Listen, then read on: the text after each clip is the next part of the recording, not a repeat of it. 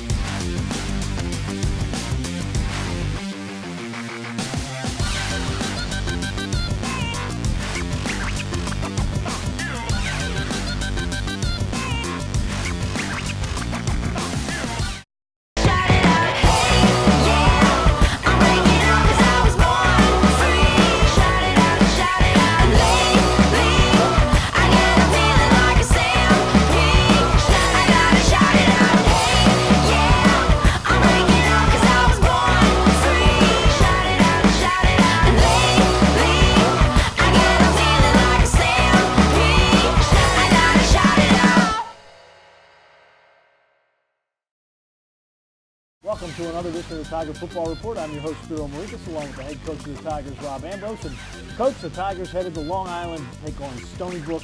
These are two teams that have played every year since 2013 when they joined the league. And every year it seems like this is just a hard-fought football game, and this Saturday was no different. No, it's a tough place to play. It really is. Coach does a really great job with his team. He recruits extremely well. They are big, they are fast, they are physical, and they're always known as one of the more tough teams in the league.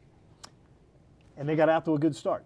They take the lead on Towson, but then you guys bounce back.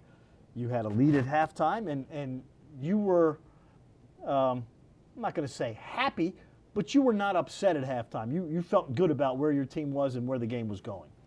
I do. I thought we were doing really well against the run, which they've been able to run the ball extremely well against everybody in our league and everybody they played outside of our league. And they made some really huge, big plays in the pass game consistently, no matter who they played. We had really got a handle on the run game, kind of made them relatively one-dimensional, and we were making plays in the pass game. They were making plays too, but we were more the bend, don't break kind of attitude. And offensively, once we got clicking, we were moving.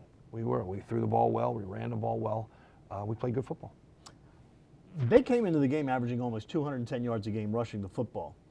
And you did. I mean, they're two stud running backs. You shut them down, and I think your defensive line has to be given a lot of credit for the way that went, because the one thing we saw at halftime is something that you always want to see against a team that's trying to run, is that your linebackers were your leading tacklers. You don't want your safeties and your cornerbacks to be the leading tacklers when the other team's running the ball. It's usually a bad sign that the ball got out and right. It's 10-plus yards down the field. Now, in talking about how we could go about winning this ball game against such quality competition, the number one thing was being able to stop the run game with the front. That there's three aspects of the offense: the run game, the RPO game, the run-pass options, and the pass game. And if we could take away the straight-up pound-you-down run game, which they do that to everybody, that we were going to have a chance to be successful. And offensively, we need to be efficient. We said we could not turn the ball over, and that we had to keep the ball. And the longer we had the ball, the less they had the ball, and the odds were certainly in our favor. And we did all of those things. Well, they also want to throw the ball deep.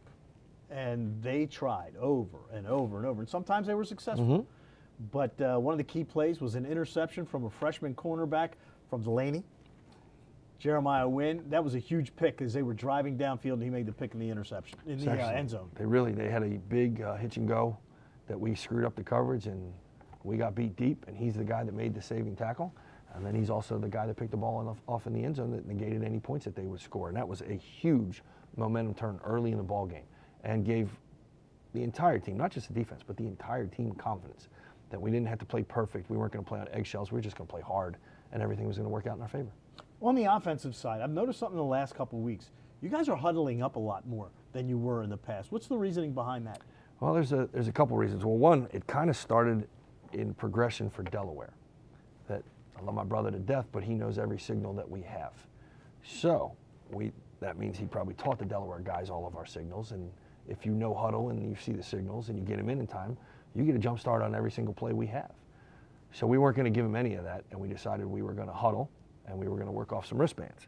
Now, in conjunction with this, with the injuries that we've had, Shane Simpson's a captain that hasn't played since week 2. Chris Clark's been out again. Jabari Allen's been out for an extended period of time. Caleb Smith is the third string X, but he's playing. There's a lot of communication that doesn't happen by guys that are used to talking. Put them all in the huddle, and your number one leader is Tom Flacco, and now he has all 10 guys' attention at that time. It allows us to control the clock a little bit better. We take a little more time off the clock against who we get. But the leadership aspect of this is really the most important part of it. That we did it for the Delaware game, and then we talked about it. We're like, we're a better football team now, offensively, because we had them. All right, you had a couple of wide receivers make some great catches on the sideline, but Tom Flacco's got to get a lot of credit because on both of those plays, one to Caleb Smith, one to Ryan Rutkowski, the other team jumped off sides. So Tom knew he had a free play, and he literally stood there and just pointed, go. Yep. And he just threw it down the sideline, and Caleb made a great catch on the one, and Ryan made a great catch on the other. The funny one is the first one, Caleb's, not only were they offsides, but it was a pass interference call. And I had to say no to both of them. I asked the rest, can I save part of that for maybe just 10 yards for a little bit later in the day? No, we worked on, because they are such a strong pass rush team, that we worked on cadence pretty hard. And the people sometimes can get our cadence, so we'd let them have it. And then we go on too. And we did it a couple times, and we made really, really smart plays with the football that had a large outcome in the game. And our discipline paid off. I've got to imagine that it was a very, very happy bus ride home, even though it took a long time. But you've got a lot of guys playing that were not supposed to be playing this year. And they have gotten more and more playing time, which gives them more and more confidence. And I guess we're starting to see that they're starting to believe that they belong. They do. They have confidence. I know it sounds trite in coach speak, but there is no substitute for experience in anything that you do. You can read about it, you can study it, you can watch it, but until you do it, you don't understand where you are in the existence of whatever it is that you're doing. And the more reps these kids get, the better they get. Because show you that the future is going to be bright because a bunch of young guys are getting to step up and play. But because these guys are getting that experience, we're getting better, and we're getting better later in the season. And for a team that wants to keep playing football, that's key. If you're petering out in November, you're in trouble. And instead of petering out, we're getting better on both sides of the ball.